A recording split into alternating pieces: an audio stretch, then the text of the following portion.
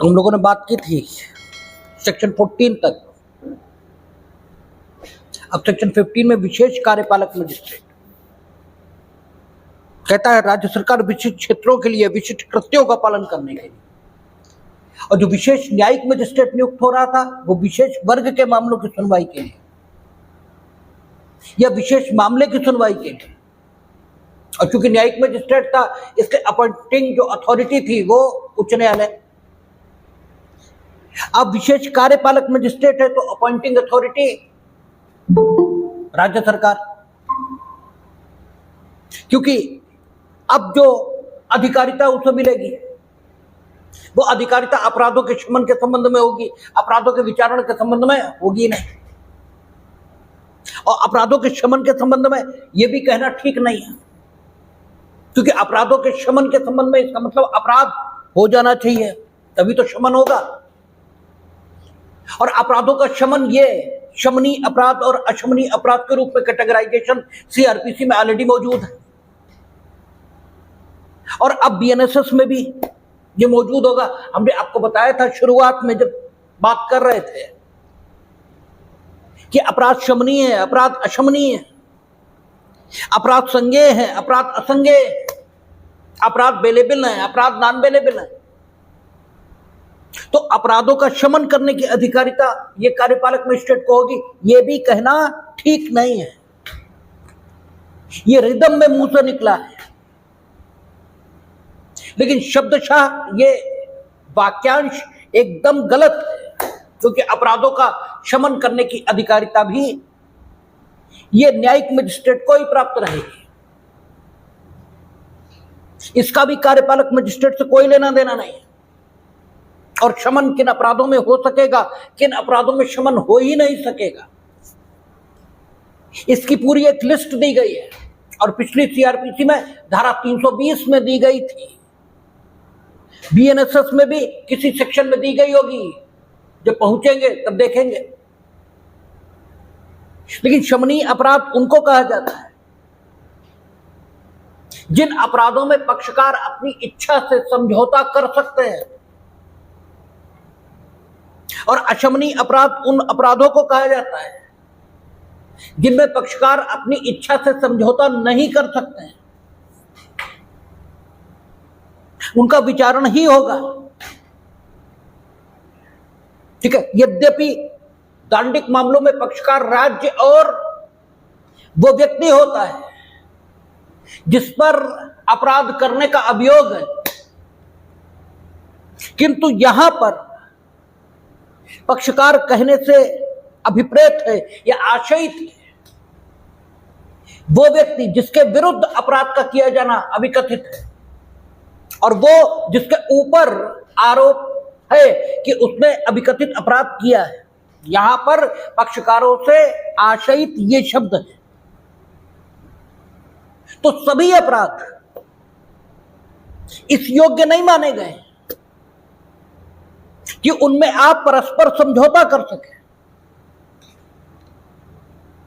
अधिकतर अपराध अशमनीय प्रकृति के माने गए, अर्थात पक्षकार यानी जिसके विरुद्ध अपराध किया जाना अभिकथित है और जिसके जो अपराध करने के लिए आरोपित है, ये अपनी इच्छा से समझौता करना चाहे तो नहीं कर सकते, क्योंकि अधिकतर अपराध अशमनीय है। केवल कुछ अपराध जिनमें विधायिका ने यह उचित जाना है कि सामाजिक शांति के लिए यह हितकर होगा कि उनमें अपराध से पीड़ित और अपराध के लिए आरोपित यदि ये तैयार हो तो इनमें समझौते की इजाजत दे दी जाए। केवल उन्हीं अपराधों को शमनीय अपराध इस नाते से ये जाना जाता है और कानून की दुनिया में उन्हें शमनीय अपराध के नाम से पुकारा जाता है। ये सीआरपीसी में ही नहीं है, अन्य जो तत्समय प्रवृत्त विधियां हैं उनमें भी शमनीय और अशमनीय अपराध होते हैं। जैसे इलेक्ट्रिसिटी एक्ट, अगर इलेक्ट्रिसिटी एक्ट के अंतर्गत आपके ऊपर बिजली चोरी का आरोप लगा है, तो पहली बार अगर आप बिजली चोरी के लिए आरोपित हुए हैं तो यह अपराध शमनीय है।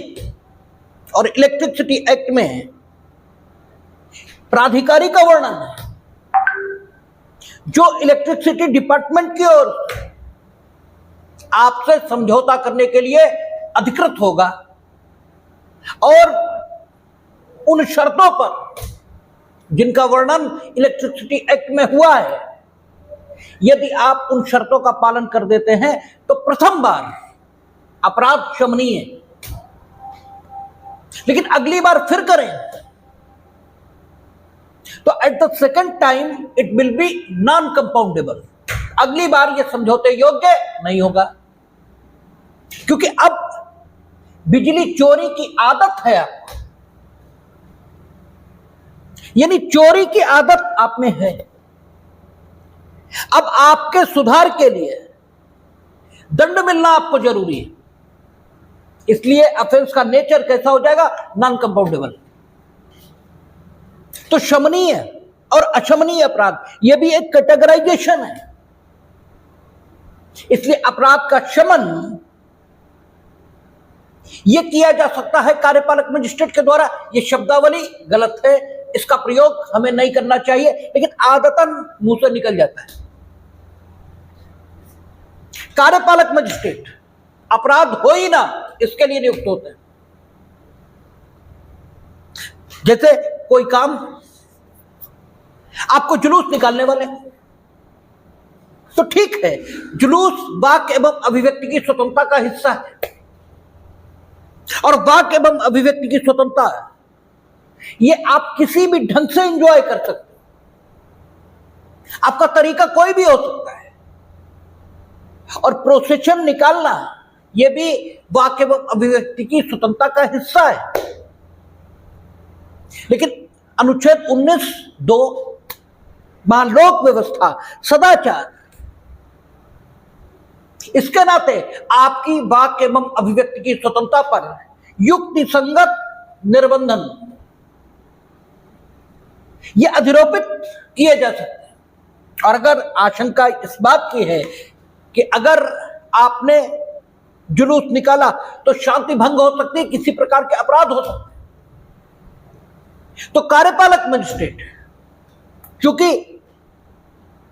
वो क्या कार्यपालिकी प्रशासन के लिए उत्तरदायी है, और कार्यपालिकी प्रशासन में अपराध का निवारण ये भी शामिल है, इसलिए वो अनुमति देने का काम, अनुज्ञप्ति देने का काम, लाइसेंस देने का काम ये करेगा। लाइसेंस हमने आपको पहले कहा था कि एक विशेष प्रकार की अनुमति है जिसके प्राप्त होने पर वो काम जो उस अनुमति के अभाव में किया जाना अवैध होगा, उस अनुमति के साथ किया जाना वैध हो जाता है, इसे लाइसेंस कहा जाता है। तो विशेष कार्यपालक मजिस्ट्रेट, राज्य सरकार इसकी नियुक्ति यह भी कर सकती है, और उसे विशेष कार्यपालक मजिस्ट्रेट क्यों कहा जाएगा, क्योंकि वो विशेष कृत्यों के निर्वहन के लिए नियुक्त किया जाएगा, या विशेष क्षेत्र के लिए कार्यपालक मजिस्ट्रेट द्वारा किए जा सकने योग्य समस्त कृत्यों को करने के लिए नियुक्त किया जाएगा। कार्यपालक मजिस्ट्रेट के कृत्य कौन कौन से हैं, ये आगे वर्णित। मुख्यतः कार्यपालक मजिस्ट्रेट लोक उपताप के जो अर्जेंट मामले होंगे उनके उत्पन्न होने के संबंध में कार्यवाही कर पाएंगे। लोक उपताप क्या होता है और लोक उपताप से संबंधित अर्जेंट मामले कौन से होते हैं, ये यथास्थान बताया जाएगा। लोक उपताप मीनिंग देयर बाय, जिसे अंग्रेजी में पब्लिक न्यूसेंस कहेंगे। तो न्यूसेंस इस शब्द को प्रासंगिक तौर पर आपको समझ लेना चाहिए। आपका कोई भी काम कोई काम का मतलब कोई भी काम होता है, आपका कोई भी काम न्यूसेंस माना जाएगा अगर उस काम के किए जाने के कारण से उस क्षेत्र में जहां वो काम किया जा रहा है वे लोग जो उस काम के किए जाने के स्थान के आसपास की भूमि पर अधिभोग रखते हैं, यानी जहां पर वो काम किया जा रहा है उसके आसपास की भूमि पर रहने वाले लोग या उसके आसपास की भूमि का अधिभोग किसी भी रूप में करने के लिए अधिकार संपन्न लोग। भूमियों का अधिभोग आप काहे के लिए करते हैं? चलने के लिए, रहने के लिए, ठीक है, बाजार लगाने के लिए, ठीक है। तो आसपास की भूमियों पर अधिभोग रखने वाले व्यक्ति या वहां से गुजरने वाले व्यक्ति या उस स्थान पर किसी भी अधिकार को उपयोग में लाने का अधिकार रखने वाले व्यक्ति अगर आपके उस काम से जिसको आप उस जगह पर कर रहे हो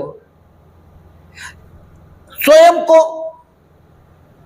ठीक है, बाधित अनुभव करते हैं या आपके काम से उन्हें क्षति पहुंचने की संभावना है या उन्हें क्षोभ होने की संभावना है, तो आपका संबंधित काम न्यूसेंस कहा जाता है। आप कई बार अफवाहें फैलाते हो जिनसे झगड़ा हो जाने की, ठीक है, आशंका होती, तो कहा जाता है क्या न्यूसेंस क्रिएट कर रहे हो, क्योंकि अगर झगड़ा होगा तो आसपास की भूमि पर जो लोग अधिभोग रखेंगे या आसपास की भूमि पर जो अधिकार का प्रयोग अधिकार पूर्वक करने के लिए अधिकृत व्यक्ति हैं, वे जब अपने उस अधिकार को जिसे प्रयोग करने के लिए वे अधिकृत हैं उपयोग करना चाहेंगे तो उन्हें क्षति, बाधा, क्षोभ कारित होगा। और आप ऐसा काम कहां कर रहे हो? लोक स्थान पर। तो आपके काम से जो न्यूसेंस क्रिएट हो रहा है वो कैसा है? पब्लिक न्यूसेंस है, वो लोक उपताप है। और लोक उपताप के मामलों में कार्यपालक मजिस्ट्रेट को कार्रवाई करने की अधिकारिता होती है अगर लोक उपताप अर्जेंट प्रकृति का है। अब लोक उपताप की भी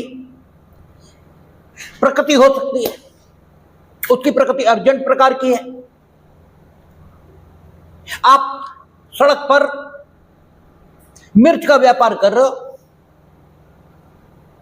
और आपने मिर्च को ढक नहीं रखा है, तो हवा चलेगी, उड़ेगी, रास्ता चलते लोगों की आंखों में पड़ेगी। जो लोग रास्ता चल रहे हैं उन्हें संबंधित रास्ते से गुजरने का अधिकार है और विधिपूर्ण अधिकार है। तो आप लोक स्थान पर एक ऐसा काम कर रहे हो जिस काम की प्रकृति ऐसी है कि वो काम अगर वहां पर किया जाएगा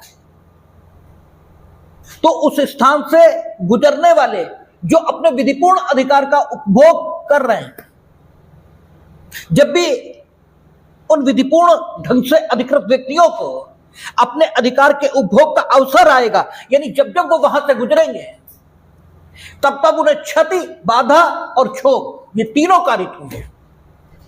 आंख में मिर्च पड़ेगी, क्षति होगी।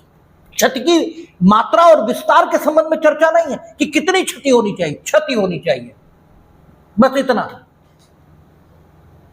और पुरानी सीआरपीसी और नई बीएनएसएस दोनों में कहा कि वे पद और वे शब्द जो यहां परिभाषित नहीं है उनकी परिभाषा कहां से लेंगे? आईपीसी, यह भारतीय न्याय संहिता। और क्षति शब्द कहां परिभाषित है? आईपीसी में।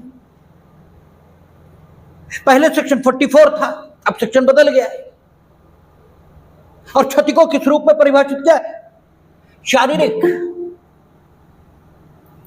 मानसिक या ख्याति संबंधी कोई अपहानि। अपहानि कितनी बड़ी है, कितनी छोटी है, इससे मतलब नहीं है। कोई अपहानि, यानी अपहानि का विस्तार कितना है, इससे लेना देना नहीं है। इसके आधार पर तो आपके विरुद्ध जो कार्रवाई की जाएगी और उससे जो दायित्व उत्पन्न होगा उसकी मात्रा इस पर प्रभाव आएगा। अगर अपहानि बहुत ज्यादा हो रही तो ज्यादा दंड मिलेगा, अपहानि कम हो रही कम दंड मिलेगा। लेकिन अपहानि अगर हो रही तो आप क्षति कारित कर रहे हैं। और अपहानि केवल शारीरिक नहीं, मानसिक और ख्याति संबंधी और सांपत्तिक यह भी है। तो किसी ढंग की अपहानि हो तो अगर मिर्च लोगों की आंखों में पड़ रही है तो उन्हें अपहानि ये तो हो ही रही, उस अपहानि का विस्तार कितना है ये एक दीगर बात है। लेकिन अपहानि है, बाधा ये पड़ रही, बाधा अस्थायी है, स्थायी है, इससे लेना देना नहीं। आप दीवार उठा देंगे, स्थायी बाधा है। लेकिन मिर्च अगर उड़ रही, आंखों में पड़ रही, तो उस तेजी से गुजरा नहीं जा सकता जिस तेजी से इस परिस्थिति के अभाव में गुजरा जाएगा। तो बाधा तो है, बाधा का ठीक है प्रकार और उसकी प्रकृति ये क्या है, ये अलग बात। क्षोभ ये तो होना ही है। क्षोभ जिसे आप सामान्य भाषा में कहते हो खिसियाहट चढ़ रही है। जब आंख में मिर्च पड़ेगी तो प्रसन्नता ये तो नहीं होगी। तो आपका ये खुलेआम मिर्च बेचना ये क्या है, न्यूसेंस। आपने क्या किया, भूसे की ट्राली लेकर चल दिया। उसे आपको तिरपाल से ढकना चाहिए ना। आपने रेत ली, ट्राली पर लेकर चल दिया, उस पर पानी डालना चाहिए ना। आप लेकर चलना है, पीछे बाइक सवार चलना है, उड़ेगी उसकी आंखों में नहीं पड़ेगी। This is the public nuisance. और किसी व्यक्ति को उपकारित नहीं कर रहे आप। अगर व्यक्ति को कर रहे होते प्राइवेट न्यूसेंस होता और तब यह अकृत्य होता और फिर अकृत्य में प्रतिकर के लिए कार्रवाई होती। Now it is public nuisance. ये पब्लिक न्यूसेंस है तो पब्लिक न्यूसेंस की प्रकृति अगर अर्जेंट है, पब्लिक न्यूसेंस की प्रकृति भी ऐसी नहीं कि उस पर अगर तुरंत कार्रवाई ना की जाए तो कोई दिक्कत नहीं। अगर पब्लिक न्यूसेंस जो आप क्रिएट कर रहे हो वो अर्जेंट प्रकृति का है तो फिर आपके विरुद्ध उस अर्जेंट न्यूसेंस को हटाने के लिए कार्रवाई की जा सकती है। और इसके लिए कार्रवाई करने को सशक्त कौन है, कार्यपालक मजिस्ट्रेट। पिछली सीआरपीसी में धारा 133 सीआरपीसी उसके अंतर्गत वो सशक्त था कि ऐसा पब्लिक न्यूसेंस जिसकी प्रकृति अर्जेंट है उसके उत्पन्न होने की दशा में धारा 133 से लेकर कहां तक था, 141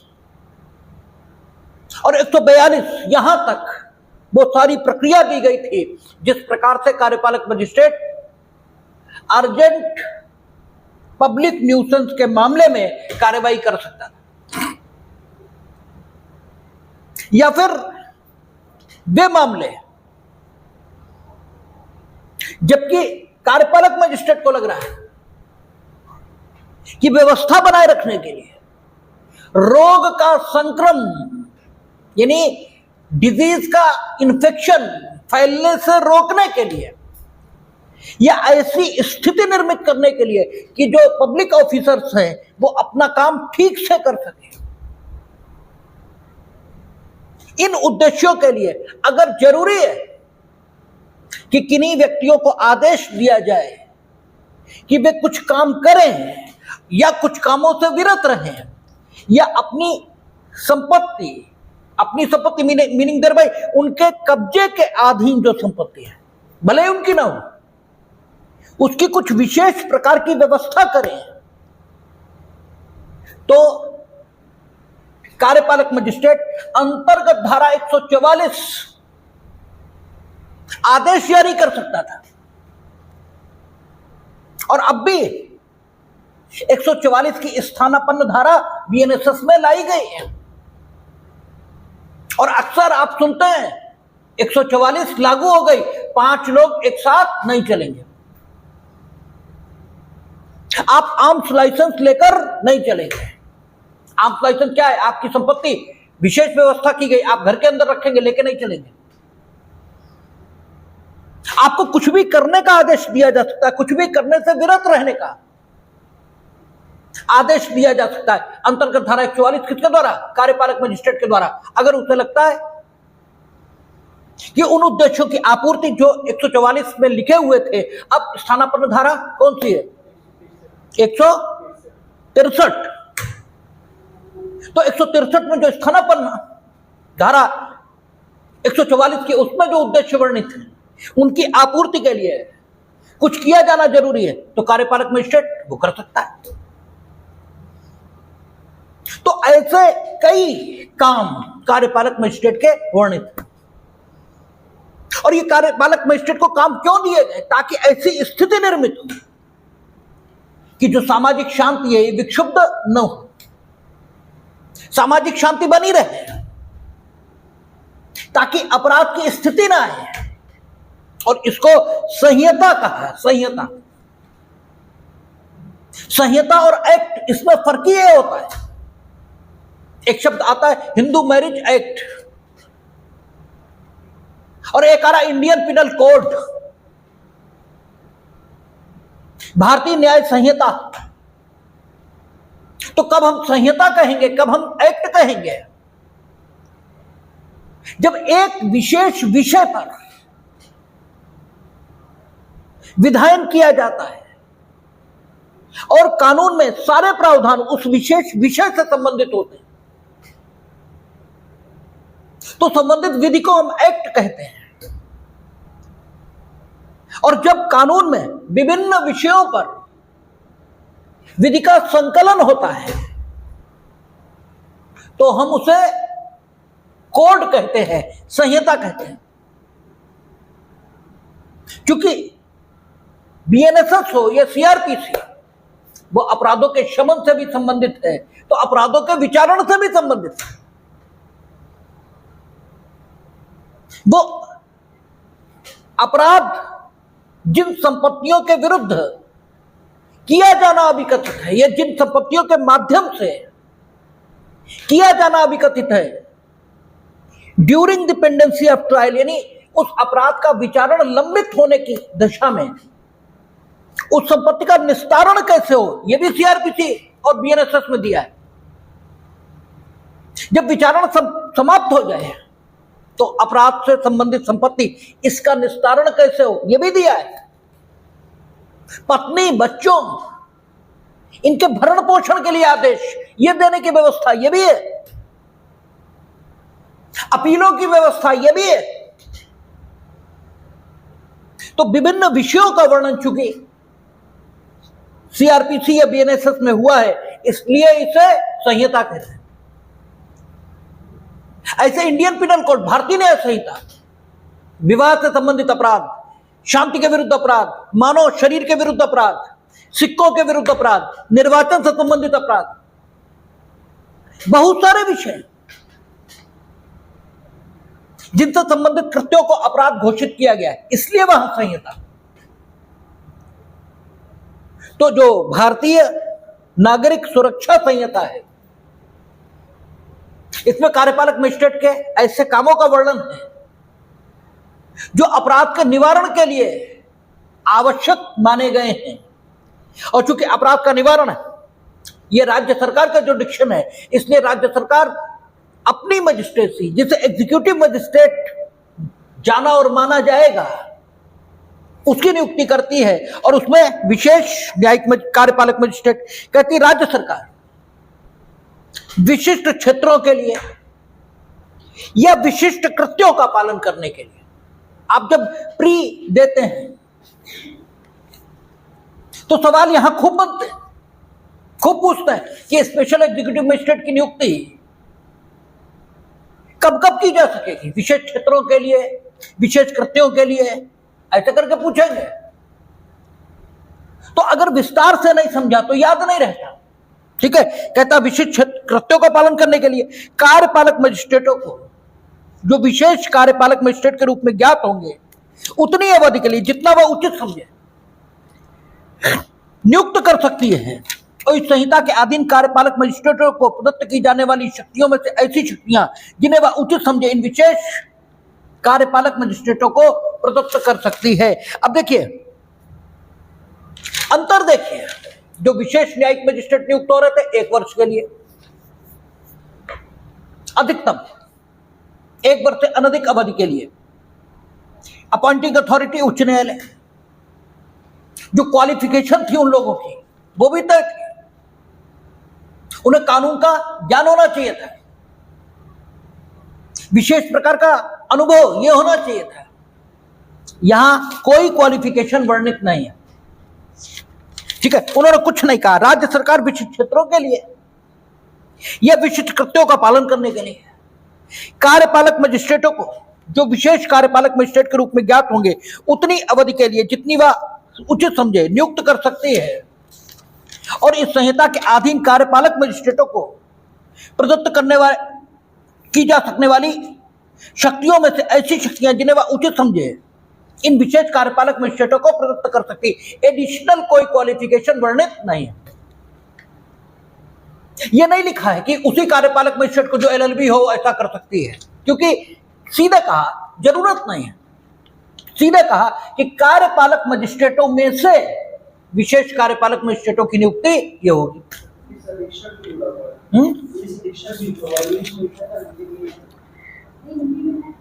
हमारे में नहीं है लिखा था। चलो अंग्रेजी पढ़ लेते हैं।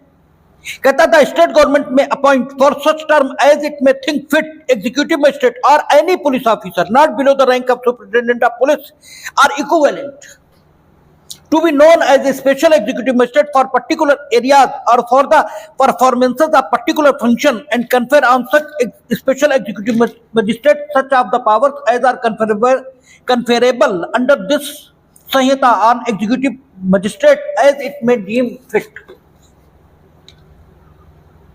दिक्कत यही है कि जब नया एक्ट बनता है तो हमने खरीदी, अब उस समय ऐसे ही छाप दी गई तो गलतियां ये बहुत निकल रही हैं। तो हिंदी टेस्ट कुछ कहता है और अंग्रेजी टेस्ट कुछ कहता है, तो अंग्रेजी टेस्ट माना जाएगा। क्योंकि यहां कहा कि कार्यपालक, हिंदी टेस्ट क्या लिख रहा है हमारे पास जो है बेयर, उसमें हिंदी टेस्ट में लिखा हुआ है कि कार्यपालक मजिस्ट्रेटों में से राज्य सरकार विशेष कार्यपालक मजिस्ट्रेट की नियुक्ति करेगी। और विशेष कार्यपालक मजिस्ट्रेट या तो विशेष क्षेत्रों के लिए होंगे या विशेष कृत्यों का संपादन करने के लिए होंगे। और वे कार्यपालक मजिस्ट्रेटों को की वे शक्तियां जिन्हें देना उचित समझे उन विशेष कार्यपालक मजिस्ट्रेटों को दे सकेगी। और स्पेशल मजिस्ट्रेट के रूप में उनकी नियुक्ति उतने समय के लिए होगी जितने समय के लिए उनकी नियुक्ति स्पेशल मजिस्ट्रेट के तौर पर किया जाना राज्य सरकार उचित समझेगी। यहां 1 वर्ष जैसी कोई अवधि नहीं कही, क्यों? ऑलरेडी वो एग्जीक्यूटिव मजिस्ट्रेट हैं और जो स्पेशल न्यायिक मजिस्ट्रेट नियुक्त किए थे वो रेगुलर मजिस्ट्रेट नहीं थे, वे सरकार की सेवा में थे। ये सरकार की सेवा में रह चुके थे, रेगुलर मजिस्ट्रेट नहीं थे। यहां रेगुलर कार्यपालक मजिस्ट्रेट जो है उसी को नियुक्त कर रहे हैं। इसलिए उतनी अवधि के लिए, जितनी अवधि के लिए नियुक्त करना उचित समझे, ये हिंदी टेस्ट कह रहा है। लेकिन जब अंग्रेजी पढ़ रहे हैं तो अंग्रेजी में यह भी लिखा मिल रहा है कि पुलिस अधीक्षक महोदय से अनिम्न पंक्ति के पुलिस अधिकारी को नहीं, लेकिन पुलिस अधीक्षक महोदय और उनसे ऊपर के पुलिस अधिकारी, ऊपर के पुलिस अधिकारी नहीं लिखा है, लिखने की जरूरत भी नहीं, क्योंकि जो कुछ लिखा है उसका अर्थ यही है कि पुलिस मजिस्ट्रेट महोदय और उनसे ऊपर के अधिकारी। क्यों? जो शब्द प्रयोग है वो ये कि पुलिस अधीक्षक से अनिम्न पंक्ति के पुलिस अधिकारी, not below the rank of superintendent of police. इसका मतलब यह हो गया कि superintendent of the police and the officers who are above in rank from the superintendent of police. और हमने आपसे कहा था कि लिखने की कला बेयर से सीखनी चाहिए। बेयर में ब्रेविटी होती है, संक्षिप्तता, समग्रता और संपूर्णता, तीनों चीजें मौजूद होती हैं। और इसी कला का प्रयोग ये आपको करना चाहिए, उससे सेंटेंस खूबसूरत बनता है। आपकी विद्वता और जानकारी ये उससे प्रदर्शित होती है कि कितने कम शब्दों में आपने कितनी अच्छी बात कही है, और ये एग्जामिनर के मन को खुश करता है। आप 4 पेज या 4 कापियां भरे हैं, इससे अगर मेरे जैसा एग्जामिनर तो वो तो कतई पसंद नहीं होगा। आपने कितनी संक्षिप्तता से अपनी बात कही है और वो कितनी समग्र और संपूर्ण है, यही आपकी विद्वता का लक्षण है। ठीक है, तो आप बेयर में देखें, उन्होंने कहा कि पुलिस अधीक्षक महोदय से अनिम्न पंक्ति का पुलिस अधिकारी, बात खत्म हो गई। इसका मतलब एसपी टू डीजीपी है, बट नॉट एडिशनल एसपी। ठीक है, पुलिस अधीक्षक से निम्न पंक्ति का पुलिस अधिकारी नहीं, पुलिस अधीक्षक और उससे वरिष्ठ पुलिस अधिकारी, उन्हें भी एग्जीक्यूटिव मजिस्ट्रेट की शक्तियां विशेष क्षेत्र के लिए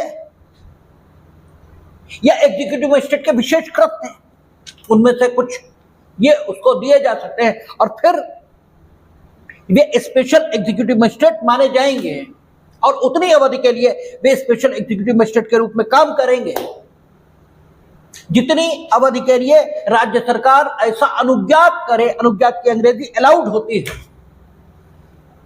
जितना राज्य सरकार अलाउड करे। ठीक है, तो ये आपका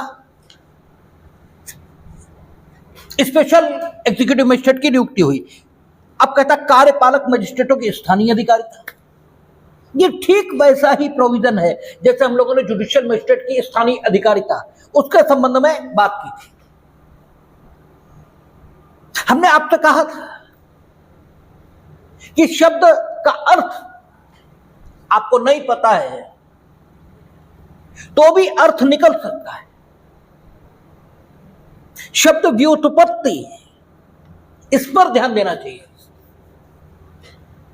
शब्द उत्पन्न कहां से हो रहा है और जिन शब्दों से मिलकर शब्द बन रहा है उन शब्दों के अपने कुछ अर्थ हैं, और निर्वचन का सामान्य सिद्धांत वो यही है कि शब्द का जो सामान्य अर्थ होता है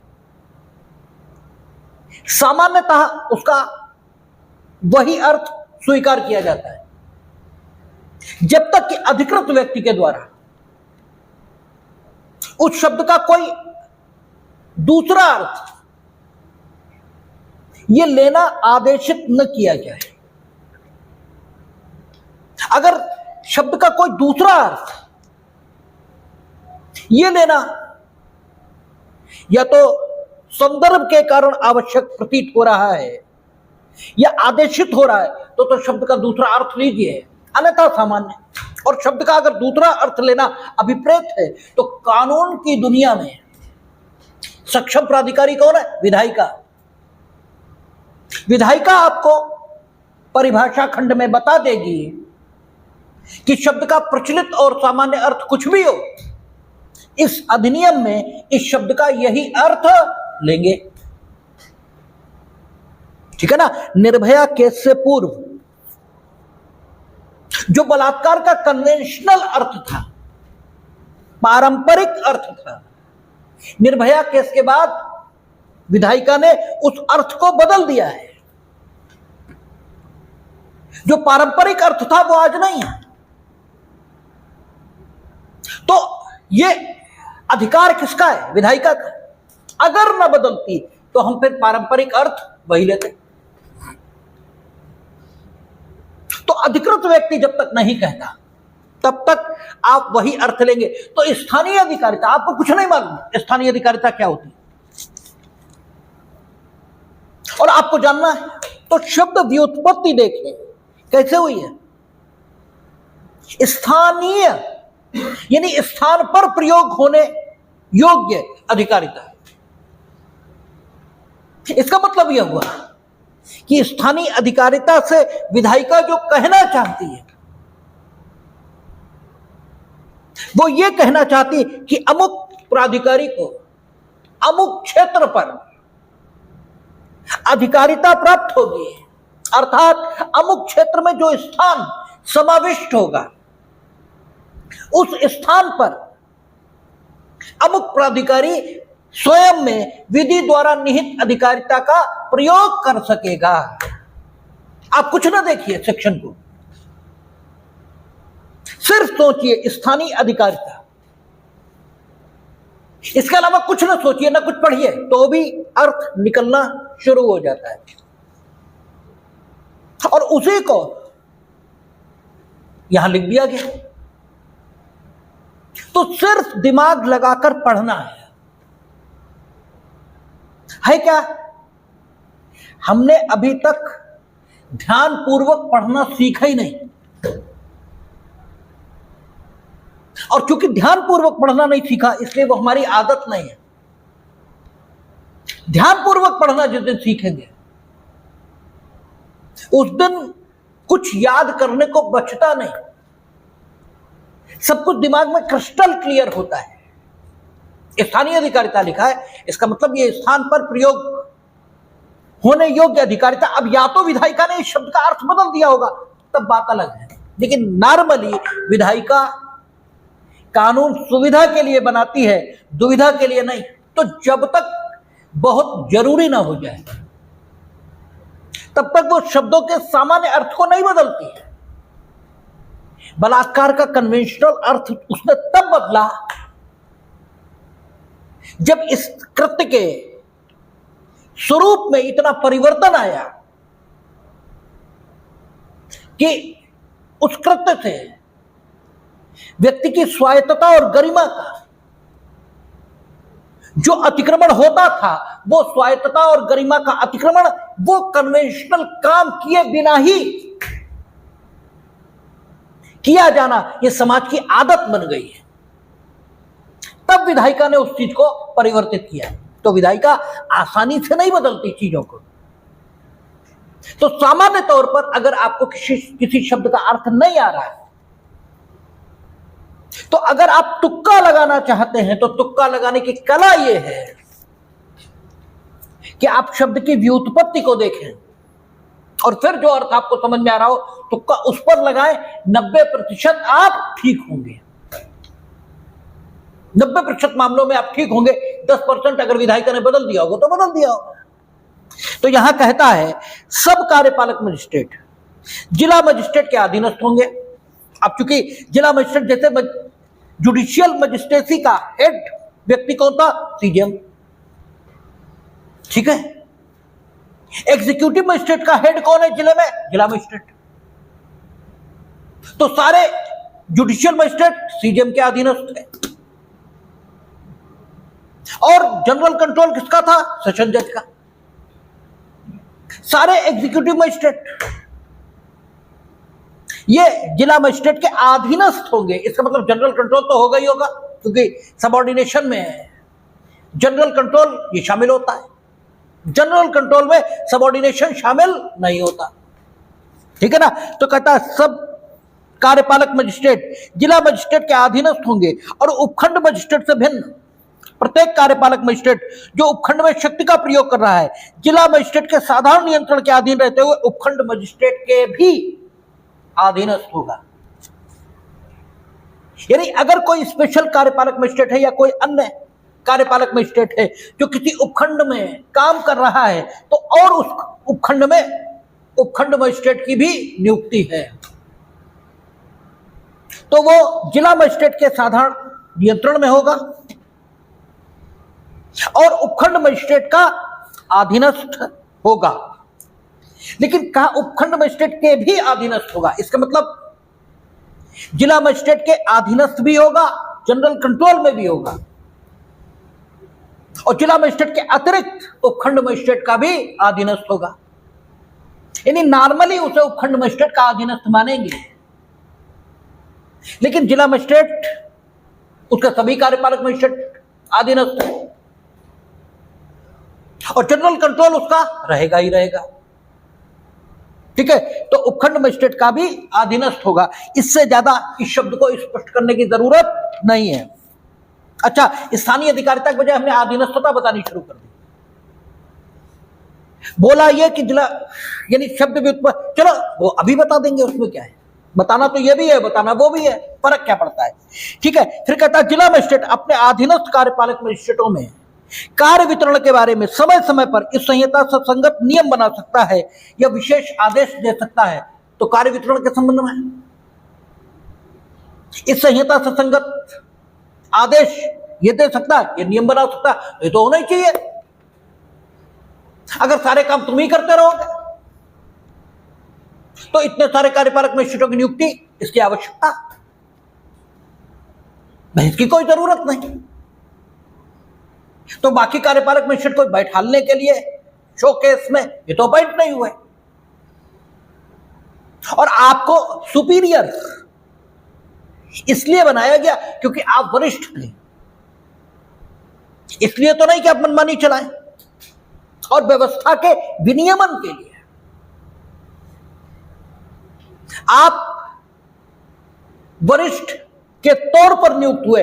अभी हम लोग पढ़ेंगे ड्यूगिट को, ईयरलिच को।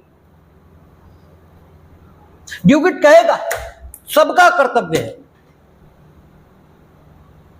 जो पब्लिक ऑफिसर है उनका भी कर्तव्य है, आम नागरिक उनका भी कर्तव्य है, और जब सब कर्तव्य पालन करेंगे तब समाज सुंदर बनेगा और समाज में विधि स्थापित। वो कहेंगे विधि का जो काम है समाज में वो क्या है, वो कहेगा विधि कर्तव्य क्रिएट करती है, किसके लिए, सबके लिए, चाहे वो नागरिक है चाहे पब्लिक ऑफिसर है।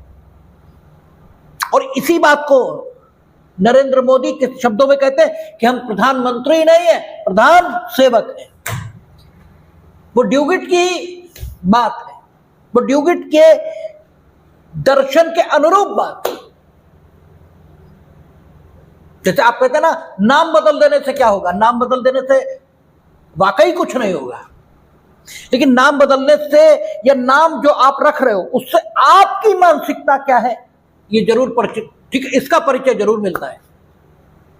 आप कह रहे राजपथ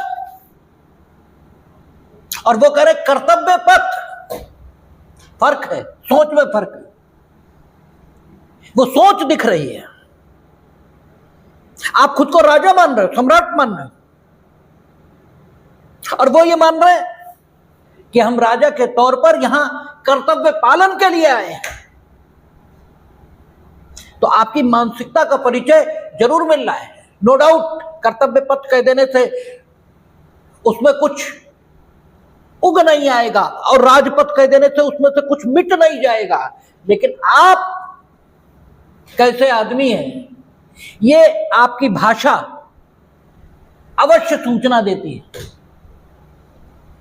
ठीक है, आप बोलना शुरू करते हैं, दूसरा कह देता बड़ा असभ्य आदमी है, बहुत बदतमीज आदमी है।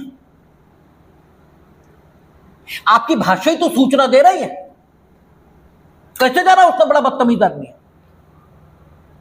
और कई बार तो बड़ा कड़ुआ बोलने वाले बड़े अच्छे आदमी होते हैं। कबीर की भाषा सदुक्कड़ी है, और सदुक्कड़ी उस भाषा, क्योंकि कबीर किस ढंग की बात कर रहा है कि काकर पाथर जोड़ के मस्जिद लई बनाए, ठीक है, ये भाषा बोल रहे हैं। ठीक है, वो कहते पाथर पूजे हर मिले तो मैं पूजू पहाड़, ये भाषा है कबीर की। उनकी भाषा को सदुक्कड़ी कहा। ठीक है, तो है क्या कि भाषा प्रथम सूचना आपके व्यक्तित्व के बारे में देती है। यह भी संभव है कि आप कड़ुआ बोलते हो, आदमी अच्छे हो, यह भी संभव है, बोलते मीठा हो, आदमी बहुत बदतमीज हो, लेकिन फिर भी यह सिद्धांत अपनी जगह सच है कि आपकी भाषा आपके व्यक्तित्व की पहली सूचना वही देती है। ठीक है, तो कर्तव्य पालन, ठीक है, ये करने के लिए ही सारे लोग बने हैं। आप जिला मजिस्ट्रेट के तौर पर जिले में नियुक्त हुए, सारे आपके अधीनस्थ बनाए गए इसलिए ताकि आप वरिष्ठ हैं, आपकी वरिष्ठता और योग्यता और अनुभव का लाभ ये व्यवस्था को बनाने में मिले। आपका एकाधिकार स्थापित हो इसके लिए नहीं आपकी नियुक्ति हुई है कि आप एकाधिकार से संपन्न हो जाएं और सारा काम अपने पास ही रख लें। इसलिए पिछले सेक्शंस के साथ जब इस लाइन को पढ़ा जाएगा तो ये लाइन आज्ञापक प्रभाव देने लगेगी। अभी निर्देशात्मक प्रभाव है कि जिला मजिस्ट्रेट कार्यपालक मजिस्ट्रेटों में कार्य वितरण के संबंध में इस संहिता से संगत नियम बना सकेगा और आदेश दे सकेगा। जो भाषा है उसका नेचर डायरेक्टरी है, निदेशात्मक, लेकिन पिछले प्रावधानों के साथ पढ़ें तो भाषा का प्रभाव आज्ञापक हो जाता है। सारा कंप्लीटनेस में देखें तो बात यह निकल कर आती है कि व्यवस्था चलाना यह अभीष्ट है। लक्ष्य क्या है? व्यवस्था चलाना ठीक से योग्यता के साथ। इसलिए आप कार्यपालन वो कार्य वितरण के संबंध में नियम बनाएंगे, इसको ऐसे पढ़ेंगे और अपने मन से नहीं बनाएंगे, इस संहिता से संगत रहते हुए। और संहिता से संगत रहते हुए इसका मतलब ये सबको बांटेंगे काम। ठीक है, तो ये अधीनस्थता वो छूट गई बात स्थानीय अधिकारिता। तो कहता है राज्य सरकार के नियंत्रण के अधीन रहते हुए जिला मजिस्ट्रेट समय समय पर उन क्षेत्रों की स्थानीय सीमाएं परिनिश्चित कर सकता है जिसके अंदर कार्यपालक मजिस्ट्रेट उन सब शक्तियों का या उनमें से किन्हीं का प्रयोग कर सकेंगे जो इस संहिता के अधीन उनमें निहित की जाए। यानी कार्यपालक मजिस्ट्रेटों में जो शक्तियां इस संहिता के द्वारा प्रयोग करने के लिए निहित की जाएंगी, कार्यपालक मजिस्ट्रेट उन शक्तियों का प्रयोग जिन क्षेत्रों में कर सकेंगे, उन क्षेत्रों की सीमाएं ये जिला मजिस्ट्रेट द्वारा निश्चित की जाएंगी। ठीक है, अच्छा, हाँ ठीक है, राज्य सरकार के नियंत्रण के अधीन रहते हो, यानी राज्य सरकार का नियंत्रण। ठीक है, जिला मजिस्ट्रेट नियंत्रण, जिला मजिस्ट्रेट उन सीमाओं को निश्चित कर सकेगा जिन सीमाओं के अंदर कार्यपालक मजिस्ट्रेटों द्वारा स्वयं में निहित शक्तियों का प्रयोग किया जाएगा। लेकिन जिला मजिस्ट्रेट ऐसा करते समय राज्य सरकार के नियंत्रण में होगा, क्योंकि अल्टीमेटली जो रिस्पॉन्सिबिलिटी है कानून और व्यवस्था की वो राज्य सरकार की है। नॉर्मली जिला मजिस्ट्रेट ही करेगा, लेकिन जनरल कंट्रोल उनका रहेगा। अर्थात वे चाहेंगे कि उसमें परिवर्तन किया जाए। जो जिला मजिस्ट्रेट ने स्थानीय सीमाएं परिनिश्चित की हैं तो वे वैसा कर सकेंगे। सामान्यता नहीं करते हैं, लेकिन कर नहीं सकते ये दूसरी बात। यूजुअली नहीं करते ये अलग बात। ठीक है, कर सकते हैं, करते नहीं है। अगली बात कहता है ऐसे परिनिश्चय द्वारा जैसा उपबंधित है उनके सिवाय प्रत्येक ऐसे मजिस्ट्रेट की अधिकारिता और शक्तियों का विस्तार जिले में सर्वत्र होगा। यानी अगर जिला मजिस्ट्रेट ने उन क्षेत्रों को परिनिश्चित नहीं किया है जिनके भीतर कार्यपालक मजिस्ट्रेट अपनी स्थानीय अधिकारिता इसका प्रयोग करेंगे, तो फिर कार्यपालक मजिस्ट्रेट की जो अधिकारिता है वो जिले में सर्वत्र है। और कार्यपालक मजिस्ट्रेट की अधिकारिता किस क्षेत्र में प्रयोग की जाएगी इसका परिनिश्चय जिला मजिस्ट्रेट एक स्थायी समय के लिए करें कि 2 महीने, 3 दिन, 4 दिन, हफ्ता भर, यह भी जरूरी नहीं। इसलिए देखें आप कई बार कहीं जुलूस निकलना होता, कहीं कोई चीज होनी होती, उन्होंने कहा एसडीएम तिलहर ड्यूटी पर रहेंगे। अब एसडीएम तिलहर यूं तो कार्यपालक मजिस्ट्रेट के तौर पर तिलहर में स्वयं में निहित शक्तियों का उपयोग करने के लिए जिला मजिस्ट्रेट द्वारा सशक्त, लेकिन अस्थायी रूप से उन्होंने यह भी कह दिया कि फैक्ट्री स्टेट ग्राउंड में जो सभा होने वाली है वहां भी आप मौजूद रहेंगे और कानून व्यवस्था की स्थिति को देखेंगे, तो वहां भी वो कार्यपालक मजिस्ट्रेट के रूप में स्वयं में निहित शक्तियों का उपयोग करने के लिए सशक्त कर दिए गए। लाठीचार्ज होता है कार्यपालक मजिस्ट्रेट, हम लोग पढ़ेंगे 133 सीआरपीसी में पहले लाठीचार्ज का आदेश होता था, सिविल बल के प्रयोग के द्वारा विधि विरुद्ध जमाओं को तितर बितर किया जाना,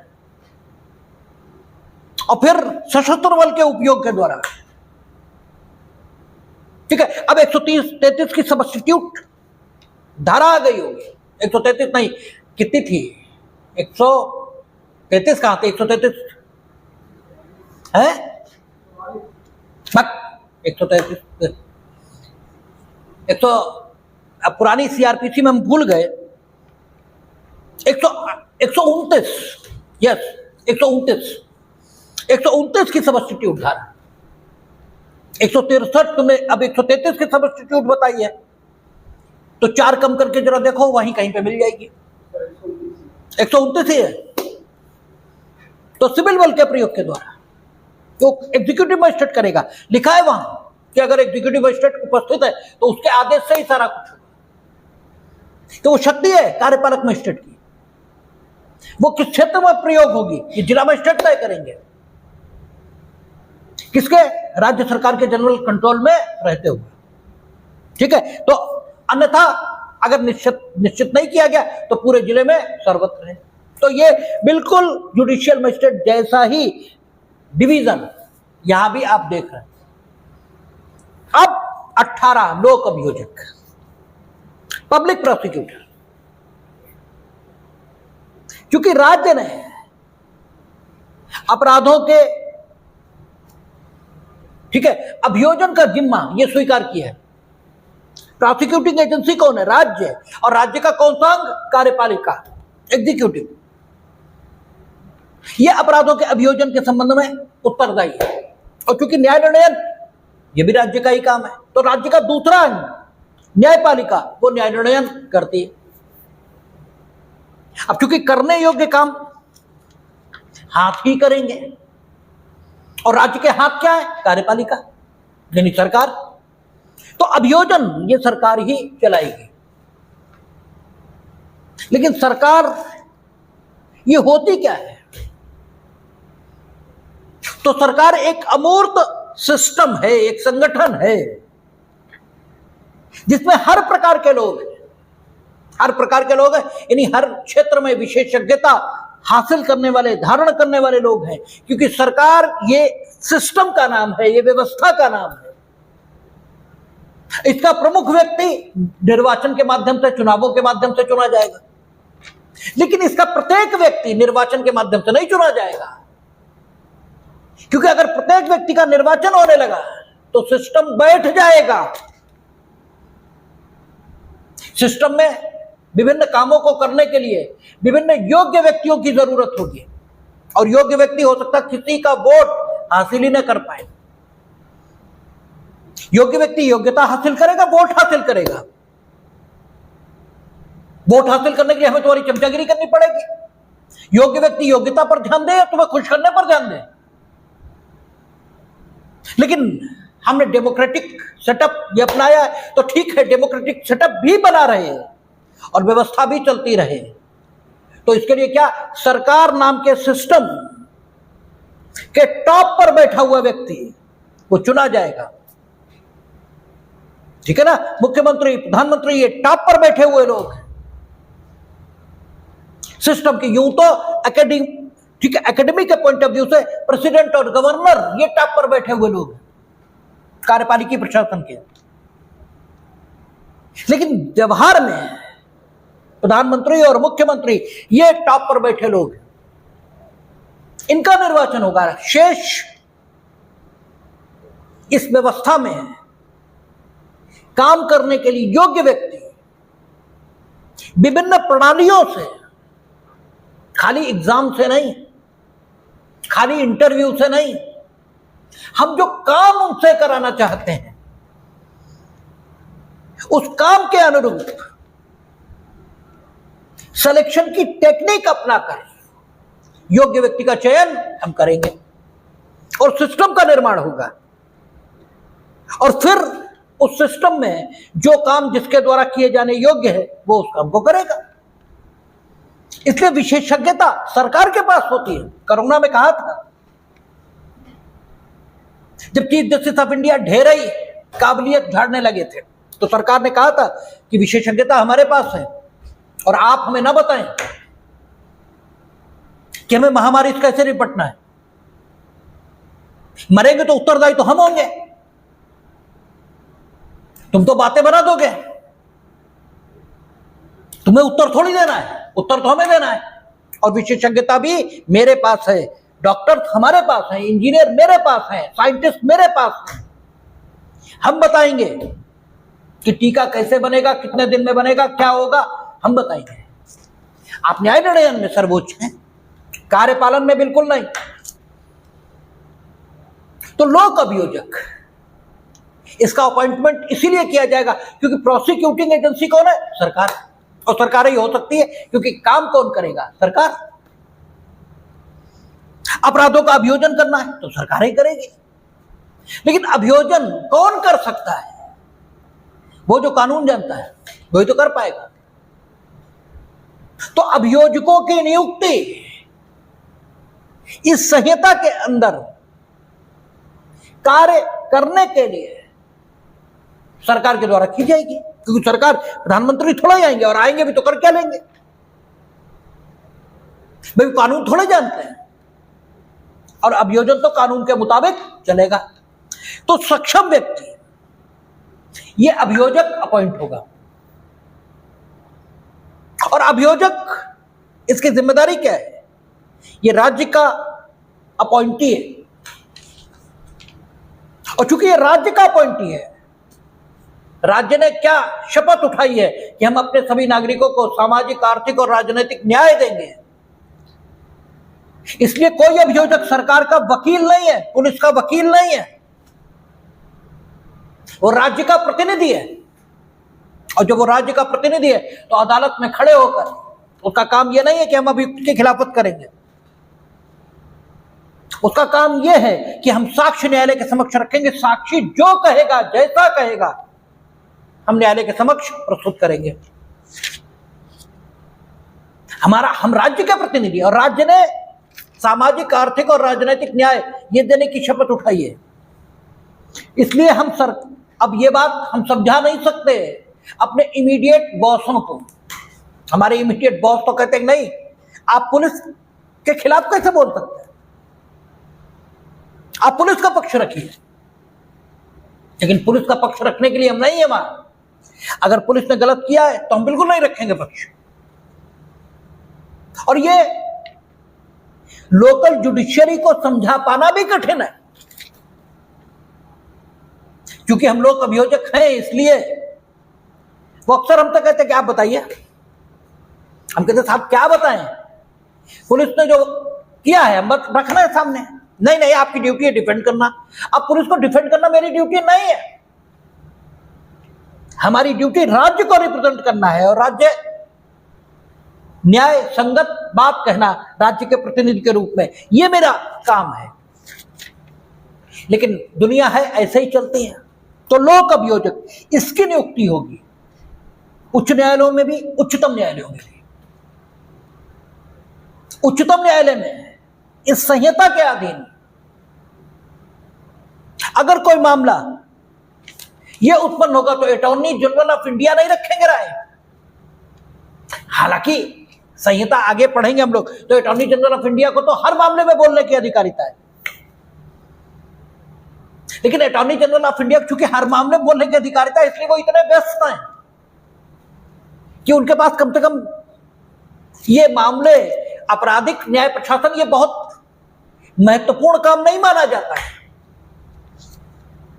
ये महत्वपूर्ण काम नहीं माना जाता है, यूं तो महत्वपूर्ण है क्योंकि समाज का अस्तित्व इस पर निर्भर है। लेकिन फिर भी इस संहिता के अधीन उत्पन्न मामलों के लिए अभियोजन इसका पक्ष रखने के लिए उच्चतम न्यायालय और उच्च न्यायालय दोनों जगह लोक अभियोजक की नियुक्ति की जाएगी अलग से।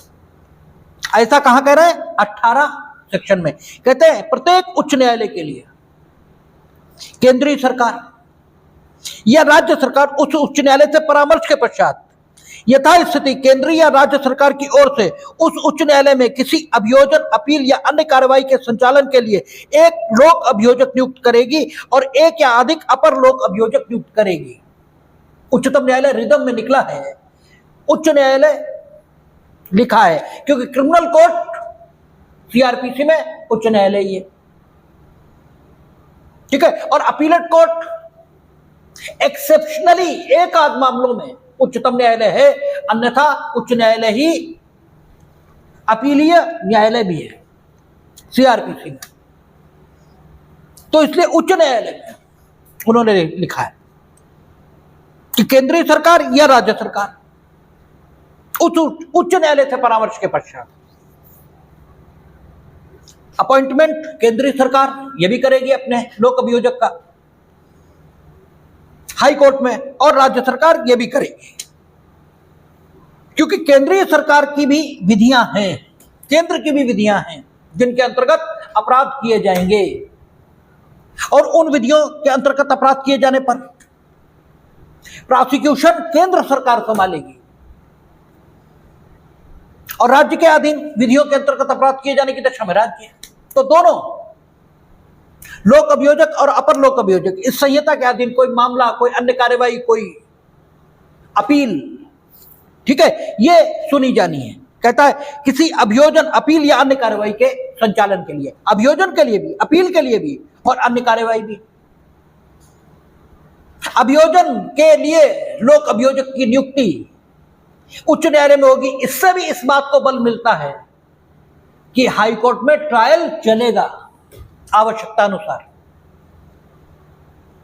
ठीक है। वहां अभियोजन करने के लिए, अपील होने पर और अन्य कार्रवाइयां किए जाने के समय राज्य का पक्ष रखने के लिए, चाहे वो केंद्र हो चाहे राज्य सरकार, इसका पक्ष रखने के लिए एक लोक अभियोजक या एक से अधिक अपर लोक अभियोजक, अपर यानी एडिशनल, इनकी नियुक्ति की जाएगी। किसके द्वारा? केंद्र सरकार और राज्य सरकार के द्वारा। लेकिन केंद्र सरकार या राज्य सरकार, हमने कहा ना, छुटाई बढ़ाई का प्रश्न नहीं है, ये बहुत छोटे लोगों की मानसिकता है कि छोटे और बड़े के रूप में सोचें। देखिए, दो बातें होती हैं, एक कहते हैं हॉरिजॉन्टल और एक कहते हैं वर्टिकल। वर्टिकल की हिंदी क्या है? ऊर्ध्वाधर। और क्षैतिज, हॉरिजॉन्टल की हिंदी क्या है? क्षैतिज। क्षैतिज यानी आप भी बैठे, हम भी बैठे, लेकिन सब लोग बराबर में बैठे हैं, ना आप ऊंचे हैं ना हम नीचे। बात सिर्फ इतनी है कि कानून, इसमें मेरा अनुभव ज्यादा है, इसलिए आप हमसे सीख रहे हैं। लेकिन आज की टेक्नोलॉजी कि इसे कैसे रिकॉर्ड करें, कैसे यूट्यूब पर अपलोड करें, इसमें आप हमसे ज्यादा हैं, इसलिए यह हमें आपसे सीखने की जरूरत है। यह आज आर्टिफिशियल इंटेलिजेंस आएगा, उसमें हमें कुछ नहीं मालूम है, तो उसमें आप हमारे शिक्षक हो सकते हैं। हम लोग हॉरिजॉन्टली, ठीक है, व्यवहार कर रहे हैं। हम हॉरिजॉन्टल, क्षैतिज रूप से एक साथ बैठे हुए हैं, न कोई छोटा है न कोई बड़ा है, सब बराबर से बैठे हैं। सबके काम अलग है, सबका क्षेत्र अलग है, सबकी जानकारी और अनुभव का अलग अलग क्षेत्र है।